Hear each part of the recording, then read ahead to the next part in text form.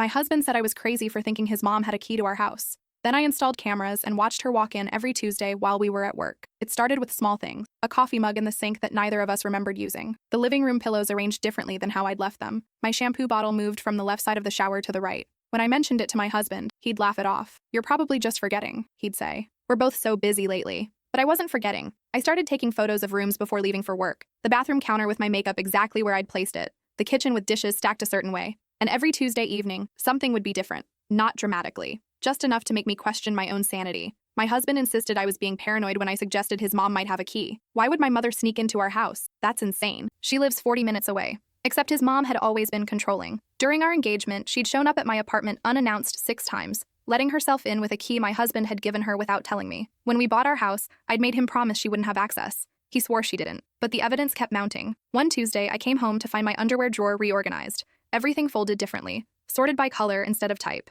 My stomach dropped. I called my husband at work. "Someone's been in our house." "In our bedroom." He sighed like I was exhausting him. "Maybe you reorganized it and forgot. Have you been sleeping okay?" The gaslighting made me feel like I was losing my mind. That weekend, I told my husband I needed to run errands. Instead, I drove to an electronics store and bought 2 hidden cameras. I installed one in the living room, disguised as a clock, and one in the hallway pointing at the front door. I didn't tell my husband. Something in my gut told me he wouldn't react well. The following Tuesday, I sat in my office unable to concentrate. At 10:30 a.m., my phone buzzed with a motion alert. I opened the camera app with shaking hands. And there she was, my mother-in-law, walking through our front door like she owned the place. She had a key in her hand, humming to herself as she locked the door behind her. I watched in real time as she moved through our house. She walked into the kitchen and opened the refrigerator, examining the contents and rearranging items. She ran her finger along the counters, frowning at something. Then she pulled out cleaning supplies from under our sink and started wiping things down. My cleaning wasn't good enough, apparently, but it got worse. She moved to the living room and started going through the mail on our coffee table, opening envelopes, reading our bills. She even opened a letter from my doctor's office. She picked up my journal from the end table and flipped through the pages. My private thoughts. My personal journal where I'd written about her, about the tension in our marriage, about everything. She read for 15 minutes. I could see her expression changing through the camera. Anger, disgust, satisfaction. She took photos of several pages with her phone. Pages where I'd vented about feeling suffocated, where I'd written about arguments we'd had, where I'd admitted feeling uncertain about things. She was documenting everything, and I realized with growing horror that she was building a case against me. Then she carefully placed the journal back exactly where she'd found it, making sure it looked untouched. My hands were trembling so badly I could barely hold my phone. I sat in my office bathroom stall, watching the live feed as my mother-in-law tucked my journal back exactly where she'd found it. She looked at her phone, checking the photos she'd just taken, and I could see this satisfied smile spread across her face. She'd found what she was looking for. Evidence. Ammunition. Something she could use against me. But she wasn't done yet. After photographing my journal, she moved to our bedroom. She opened my dresser drawers, running her hands through my clothes. She picked up a lacy nightgown my husband had bought me for our anniversary and held it up with this look of disapproval, like I was some kind of harlot for owning it. Then she carefully folded it and placed it back, but not before taking a photo of it. Then she went to his nightstand. She opened the drawer and pulled out the birthday card I'd given him last month, the one where I'd written about how much I loved him, how grateful I was for our marriage, how I wanted to start trying for a baby soon. She read it, took photos of it, and the look on her face was pure calculation. She spent another hour in our house that day, going through everything. She checked the medicine cabinet in both bathrooms. She looked through the documents in my husband's home office. She even went into our spare bedroom and opened the boxes we hadn't unpacked yet from our move 6 months ago. At one point, she called someone. I couldn't hear what she was saying, but she was animated, gesturing as she talked. She was in our kitchen, and I watched her open our pantry, examining everything like she was conducting an inventory. When she finally left at 12:35 p.m., she locked the door carefully behind her. She'd been in our home for over 2 hours, and she looked satisfied, like she'd accomplished something important. I sat there staring at my phone screen for another 10 minutes after she left, trying to process what I'd just witnessed. My mother-in-law had spent 2 hours violating every boundary possible, going through my most private thoughts, photographing intimate items, and she'd done it with this sense of entitlement, like she had every right to be there. I called my best friend Hannah. "I think I'm going to be sick," I told her. Hannah had never liked my mother-in-law, had warned me before the wedding that she gave off controlling vibes. "What happened?" Hannah asked. I explained everything, the cameras, the live feed, watching my mother-in-law violate every boundary possible. She read my journal, Hannah. She went through my underwear. She photographed personal things. By the time I finished, Hannah was furious. "You need to confront your husband right now. Don't wait until tonight. This is insane." But I couldn't confront him yet. Something told me I needed more evidence. One video might not be enough, especially if he was in on it. The thought made me nauseous, but I couldn't ignore the possibility. He'd been so dismissive of my concern, so quick to call me paranoid, so insistent that his mother didn't have a key when she clearly did. I went through the camera's saved footage from the previous 2 Tuesdays, and there she was. Every Tuesday for at least the past 4 weeks. The same routine. Let herself in around 10:30 a.m., spend 2 hours going through our things,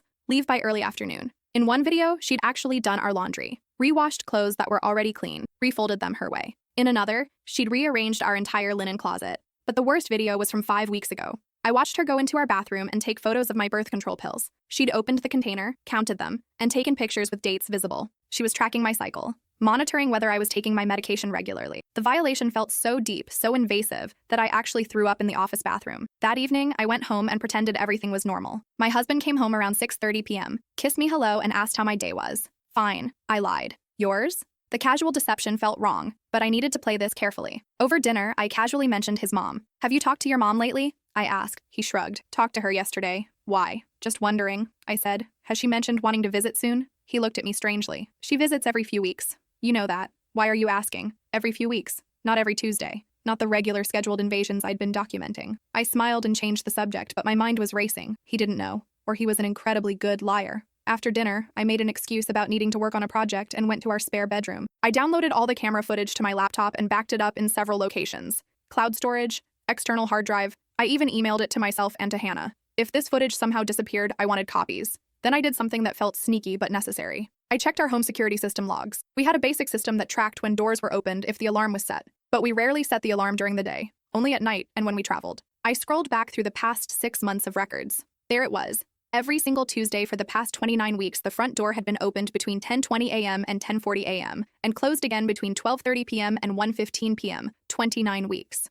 Over half a year of her invading our space. And I'd only just confirmed it now. I felt like I was living in a nightmare. The gaslighting made sense now. Either my husband knew and was complicit, or he'd given his mother a key long ago and genuinely didn't remember, and she'd been manipulating both of us. Neither option was acceptable. That night, I couldn't sleep. I lay there next to my husband, watching him breathe peacefully, wondering if the man I'd married was someone I actually knew. Around 2 a.m., his phone buzzed on the nightstand. I wouldn't normally look, but everything felt different now. I carefully picked it up and saw a text from his mom. The preview said, "We need to talk about what I found in her journal. Call me tomorrow." My blood went cold. I slowly put his phone back and stared at the ceiling. She was going to weaponize my private thoughts. Turn my husband against me using words I'd written to myself. For myself. The journal had entries about our arguments, about feeling frustrated with his mom's boundary issues, about marriage counseling we'd done last year. All the messy, complicated feelings that exist in any real relationship. And she was going to twist it all. The next morning, my husband's phone rang during breakfast. It was his mom. I watched his face as he answered. "Hey, Mom, what's up?" I couldn't hear her side,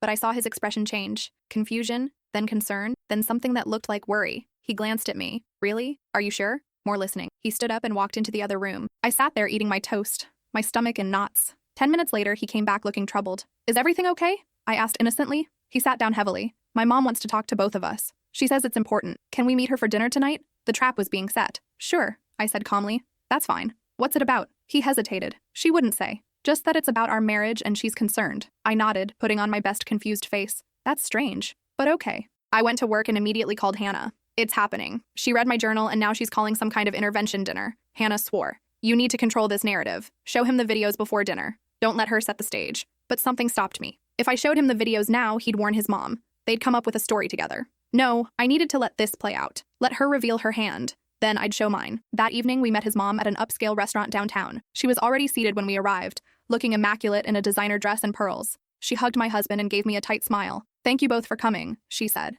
"I know this is unexpected." We ordered drinks. She made small talk for a few minutes, asking about work, commenting on the weather. Then she folded her hands on the table and her expression shifted. "I need to talk to you both about something very serious," she began. "I've been worried about your marriage." She looked at my husband. "And I think I've discovered why things have been so difficult." My husband looked confused. "What are you talking about? Things aren't difficult." She reached into her purse and pulled out printed photos. They were pictures of pages from my journal. "I've been concerned about you two for months," she continued smoothly. "So when I visited last month and saw this journal lying open on the coffee table, I felt I had to look. For your sake, sweetheart." She was talking to my husband now, her voice dripping with maternal concern. My husband took the photos and started reading. I watched the color drain from his face. I could see which entries she'd printed. The one where I'd vented about feeling suffocated by his mom's involvement in our lives. The one where I'd written about our argument after she'd insisted on redecorating our living room without asking. The entry from our counseling where I'd admitted feeling unsure about our future. All the raw, honest thoughts I'd worked through with my therapist. All the feelings I'd processed and moved past. She'd cherry-picked the worst moments and presented them without context. "This was lying open on the coffee table?" my husband asked quietly. She nodded. "I was there dropping off those curtains I'd hemmed for you. The ones for the guest room. I walked in and saw it. I'm so sorry, honey. I know this is hard to see." He'd never asked her to hem curtains. She'd just shown up with them one day, but he was too focused on the journal entries to question that detail. I could see him struggling, trying to reconcile what he was reading with what he knew of our marriage. I took a sip of water and set my glass down carefully. "That's interesting," I said calmly, "because I'd like to know which day you came over." His mom blinked. "What?" I smiled. "You said you came over to drop off curtains and found my journal lying open on the coffee table. Which day was that?" She recovered quickly. "I don't remember exactly. A few weeks ago. Maybe a month." I nodded slowly. "And you just walked into our house? You have a key?" She looked at my husband. "Of course I have a key, sweetheart. You gave me one when you closed on the house. Remember? For emergencies." My husband looked uncomfortable. "I guess I did. But I don't remember you coming over." She waved her hand dismissively. "You weren't home. I just dropped off the curtains and left. I didn't want to bother you." "Then how did you see the journal on the coffee table?" I asked. "If you were just dropping off curtains." The table went quiet. She realized her mistake. "I saw it on my way to put the curtains in the guest room," she said. "The coffee table is right there in the living room. I didn't go looking for it. It was just there, lying open." I kept my voice steady. "That's strange, because I keep my journal in my nightstand drawer, not on the coffee table." My husband looked between us. "Maybe you left it out that day," he suggested weakly. He wanted to believe his mother, wanted there to be a reasonable explanation. "No," I said firmly. "I never leave it out. Ever." She broke into our house and went through my things. His mom's face flushed. "Broke in? I have a key. Your husband gave it to me, and I was concerned about you two. Everything I've done has been out of love." My husband put his hand on mine. "Let's all calm down. Mom, even if you were concerned, you shouldn't have read her private journal. That wasn't right." His mom's eyes filled with tears. "I'm your mother. I was trying to help, and clearly I was right to be concerned. Look at what she wrote about me. About us. She's trying to drive us apart." I reached into my purse and pulled out my phone. I'd spent all day preparing for this moment. "Do you want to know what else she's done?" I asked. Both of them stared at me. I opened the camera app and pulled up the saved footage from yesterday. I placed the phone in the center of the table where they could both see. "This is from yesterday, Tuesday, 10:32 a.m. I pressed play. The video showed his mom letting herself into our house. "Watch," I said quietly. We sat there in silence as the footage played. His mom going through our mail, reading my journal, photographing pages, opening my dresser drawers, going through my underwear, taking photos of my birth control pills. The color drained from my husband's face. "What the hell is this?" he whispered. His mom was shaking. "You're spying on me? You put cameras in your own house?" I kept my voice level. "You've been breaking into our house every Tuesday for over 7 months, going through our personal belongings, reading my journal, taking photos of my medication, tracking my birth control." She stood up abruptly. "I am your mother-in-law. I have every right to be concerned about what kind of woman my son married." "Every right?" I said, my voice rising despite my efforts to stay calm. "You've been invading our privacy for 7 months. You photographed my underwear. You went through our financial documents. You've been stalking us in our own home." My husband was staring at the phone, watching video after video. There were weeks of footage. His mom going through our things like it was her property. "Mom," he said finally, his voice hollow. "How could you do this?" She reached for him. "I was protecting you. She's not good enough for you. I knew it from the beginning. I've been trying to find proof. Those journal entries prove I was right." He pulled away from her touch. "You've been breaking into our house, going through our bedroom." "This is insane." She started crying, real tears this time. "I'm your mother. I gave birth to you, raised you. Everything I do is for your benefit, and you're going to side with her? Some woman you've known for 6 years over your own mother?" I watched my husband's face. This was the moment. Would he choose reality or the woman who'd spent his entire life manipulating him? He stood up. "I think you should leave," he said quietly. His mom looked shocked. "What?" "I'm leaving." "You're not. You've crossed every line. You've been violating our privacy for months, going through our personal belongings. I can't believe you did this." She gathered her purse, her face twisted with anger. "You'll regret this. Both of you." She pointed at me. "I know what you are. I've seen the real you. And when my son finally wakes up, I'll be here waiting." She left the restaurant. The tables around us had gone quiet. Everyone had been watching the drama unfold. My husband sat back down and put his head in his hands. "I'm so sorry," he said. "I didn't know. I didn't believe you. I should have believed you." I reached across the table. "How long has she had a key?" He looked up. "I gave it to her when we closed on the house. She asked for one, for emergencies. I didn't think it was a big deal. My parents always had a key to my apartment when I lived alone. It seemed normal." "Did you know she was coming over?" I asked. He shook his head. "No. God, no. I had no idea. When you kept saying things were different, that someone had been in the house, I thought you were being paranoid. I thought the stress from work was getting to you." The gaslighting hadn't been intentional on his part. He genuinely believed his mother wouldn't do something like this. And she'd known that, had counted on it. "We need to change the locks," I said. "Tomorrow. And she needs to return that key." He nodded. "I'll handle it. I'm calling her tomorrow and telling her to mail it back. If she doesn't, I'm filing a police report." I wasn't sure a police report would accomplish anything. She was his mother. She had a key he'd given her, but the cameras had caught her going through private documents, photographing personal items. Maybe there was a case for invasion of privacy. "We can talk to a lawyer," I suggested. "See what our options are." He agreed. "I can't believe she did this, that she's been doing this for months." We left the restaurant and drove home in silence. When we got inside, the house felt different, contaminated. Knowing she'd been here, touching our things, invading our space. "Tomorrow we're changing every lock," I said, "and I'm getting more cameras." He nodded. "Whatever you need." I should have believed you. I'm so sorry I didn't. That night, I lay in bed thinking about everything, the months of gaslighting, the feeling of losing my mind, the small changes that made me question my own memory. She'd done it deliberately, moved things just enough to make me doubt myself, and it had almost worked. If I hadn't installed those cameras, I'd still be the crazy wife with the paranoid delusions. The next morning, my husband called his mom while I listened on speaker. "We need you to return the house key," he said. "Today." There was a long pause. "Are you serious right now?" she finally asked. "Completely serious," he said. "You violated our privacy. You betrayed our trust. I want the key back by tonight or I'm changing the locks and filing a police report." She laughed. "A police report? For what? I'm your mother. I have a key you gave me. For going through our personal belongings," he said. "For photographing private documents and medical information. For stalking us." "Don't be ridiculous," she snapped. "I was concerned about your marriage. Any good mother would be." "No," he said firmly. "Any good mother would respect boundaries. You're not welcome in our house anymore." The line went quiet. Then her voice came back cold and hard. "You'll regret this. I've done everything for you, sacrificed everything. And this is how you repay me? By choosing her over your own mother?" "I'm not choosing anyone," he said. "I'm setting boundaries that should have existed from the beginning. Return the key by 6 p.m. tonight, or I'm changing the locks." He hung up. She didn't return the key. At 4 p.m., a locksmith came and changed every lock in our house. Front door, back door, side garage entrance, every single access point. It cost $800 and it was worth every penny. While the locksmith worked, I installed 4 additional cameras, 1 in each bedroom, 1 in the office, complete coverage of every room in the house. That evening, my husband's phone started ringing. His mom. He declined the call. She called 6 more times. Then she started texting. "You're making the biggest mistake of your life. She's poisoned you against me. I'm your mother. I deserve respect. Family comes first. You'll regret this when I'm gone." The texts went on for hours. Classic manipulation, guilt trips, threats, reminders of everything she'd done for him. My husband turned off his phone. "I can't deal with this right now," he said. He looked exhausted, drained. The realization that his mother had been violating our privacy for months,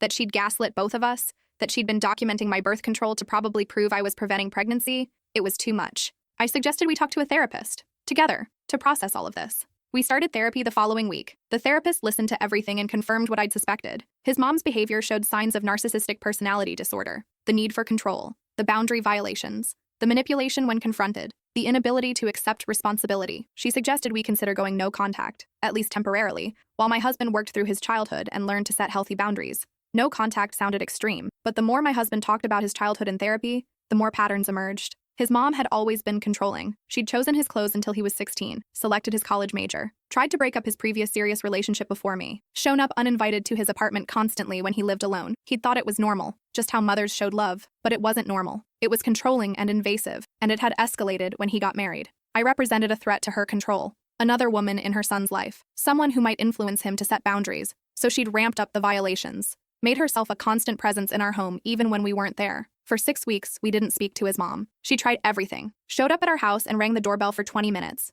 We didn't answer. She sent my husband's aunt to talk to us. We politely declined. She mailed a 12-page letter explaining how we were destroying the family. We read it in therapy and dissected the manipulation tactics. She tried to get us to meet her at his grandmother's birthday party. We sent a gift and didn't attend. Then things escalated. We started getting calls from family members, his cousins, his aunts and uncles, all saying the same things. "You're breaking your mother's heart. Family is everything. She's your mother. She deserves respect." The flying monkeys, our therapist called them, people his mom had recruited to fight her battles. My husband started blocking numbers. "I've never stood up to her before," he admitted in therapy. "I've always done what she wanted, made her happy, kept the peace. And now that I'm finally setting boundaries, she's trying to destroy our marriage." The therapist nodded. "She's losing control. This is her last attempt to regain it. Stand firm." Then came the social media campaign. His mom started posting on social media about ungrateful children, cryptic posts about family betrayal, photos of my husband as a baby with captions like, "I gave him everything," and "Is this what motherhood gets you?" Friends and distant relatives started reaching out, confused. "Is everything okay with you and your mom?" My husband made one post. It was simple and direct. "I'm setting healthy boundaries with family members who have repeatedly violated my privacy and trust. This is not easy, but it's necessary for my mental health and my marriage. Please respect our decision." The post got mixed reactions. Some people supported him. Others accused him of being cruel to his mother. But he left it up. 2 months after we'd gone no contact, his mom showed up at his workplace. She'd driven 40 minutes to his office building and waited in the lobby until he came down for lunch. They had a 15-minute conversation in front of his coworkers. She cried, she begged, she promised to respect boundaries. My husband stood firm. "You need to leave. If you show up here again, I'll call building security." She left, but not before causing enough of a scene that his boss pulled him aside afterward. "Is everything okay at home? Do you need to take some personal time?" My husband explained the situation in vague terms. Family boundary issues. His boss was understanding but clearly uncomfortable. Office drama involving crying mothers didn't reflect well. That night, my husband came home looking defeated. "I can't keep doing this," he said. "She's not going to stop. Every time we block one avenue, she finds another." I held him. So what do you want to do? He thought for a long moment. I want to move. Start over somewhere she can't just show up. Somewhere we can build a life without constantly looking over our shoulders. It was extreme, but also necessary. We'd both grown up in this area. Both our families were here. Our friends, our jobs. But the constant violation, the inability to ever feel truly safe in our own home, it was taking a toll. We started looking at job opportunities in other states, places far enough away that a casual drop by would be impossible. 6 months after installing those cameras, we accepted job offers in Colorado. We were leaving Illinois, leaving everything familiar. It felt like running away, but our therapist reframed it. You're not running from her. You're running toward a healthier life. She doesn't own you. You get to choose where you live. We told very few people we were moving. His aunt, my best friend Hannah, a couple of close cousins who'd been supportive. We didn't post about it on social media. Didn't share our new address. Just quietly packed up our lives and left. The day we drove away, I felt a mixture of sadness and relief. Sadness for the life we were leaving. Relief that we'd finally be free. His mom found out we'd moved when she drove by our house 4 weeks later and saw a "sold" sign in the yard. She called my husband 31 times that day. He didn't answer. She texted, "How could you leave without telling me? I'm your mother. I deserve to know where you are." He replied once, "We moved to build a healthy life. Please respect our boundaries. We'll contact you when we're ready." We never gave her our new address. Started fresh in Colorado with new jobs, new routines, new boundaries. For the first time in our marriage, I felt like we could breathe. No more checking cameras. No more wondering if someone had been in our house. No more finding things moved and questioning my sanity. We were finally free. It's been 2 years now. His mom still tries to reach out. Birthday texts, holiday cards sent to his workplace. Somehow she found the address online. Occasional emails asking if we can work things out as a family. My husband responds politely, but maintains boundaries. We're not interested in a relationship that doesn't respect our autonomy. Some family members have taken her side. Others have quietly reached out to my husband saying they understand. Apparently, his mom tried the same controlling behaviors with his cousins before they set boundaries. His aunt admitted she'd had to change her locks years ago after finding his mom in her house rearranging things. There was a pattern. We weren't the first. We were just the first to completely cut ties. Last month, my husband's grandmother passed away. We flew back for the funeral. It was the first time we'd been in the same room as his mom in 2 years. She tried to hug him. He stepped back. "Not now, Mom." She looked hurt, wounded, like we were the villains in this story. But he stood firm. We paid our respects and left. We didn't owe her a reconciliation at his grandmother's funeral. On the flight home, my husband held my hand. "Thank you for pushing back," he said, "for not letting me dismiss your concerns, for installing those cameras. If you hadn't, we'd still be living in that nightmare. I might have never believed you." I squeezed his hand. "We did this together. You chose to set boundaries. You chose us over the manipulation. That took courage." Sometimes I think about those videos. The footage of his mom in our house, going through our things with that entitled expression. I still have them saved, backed up in multiple locations. Not because I want to relive the violation, but because sometimes, when family members question why we moved away, why we don't talk to her, we need evidence. Proof that we weren't cruel or ungrateful. Proof that we were protecting ourselves from someone who refused to respect basic boundaries. People who haven't experienced narcissistic family members don't always understand. They hear mother-in-law problems and think of minor annoyances. Unsolicited advice, criticism of cooking. They don't understand the systematic violation, the gaslighting, the way your reality gets twisted until you can't trust your own perception.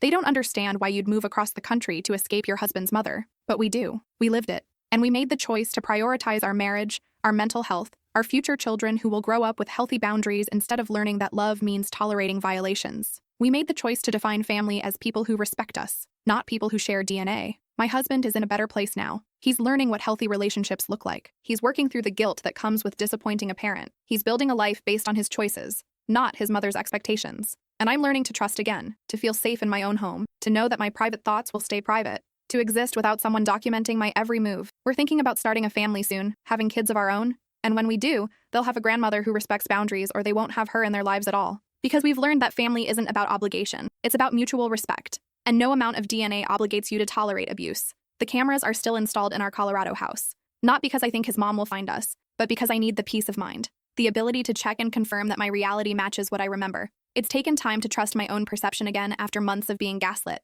The cameras help. Sometimes I wonder what would have happened if I'd never installed those cameras in our old house. If I just believed my husband when he said I was being paranoid. If I'd let her continue violating our space for years. How much worse it could have gotten. Whether we'd have kids by now with a grandmother who let herself into our house whenever she wanted. Who would have gone through their things? Who would have undermined our parenting at every turn? The cameras saved us. Gave us proof we couldn't dismiss. Showed us the truth we needed to see. Sometimes the craziest thing you can do is trust your instincts when everyone around you says you're wrong. My instincts told me something was off, that the small changes weren't my imagination, that someone was invading our space. And I was right. So if you're reading this and you feel crazy, if someone's telling you you're paranoid or imagining things, if your reality doesn't quite match what others say is happening, trust yourself. Document everything. Protect yourself. Because sometimes the people who are supposed to love us are the ones violating us the most. And you don't owe anyone access to your life just because they're family. We're building a good life here. A life with boundaries and respect. A life where we control who has access to our space. Where we don't have to wonder if someone's been in our house while we're at work. Where we can leave our journals on the coffee table without fear of them being photographed and weaponized.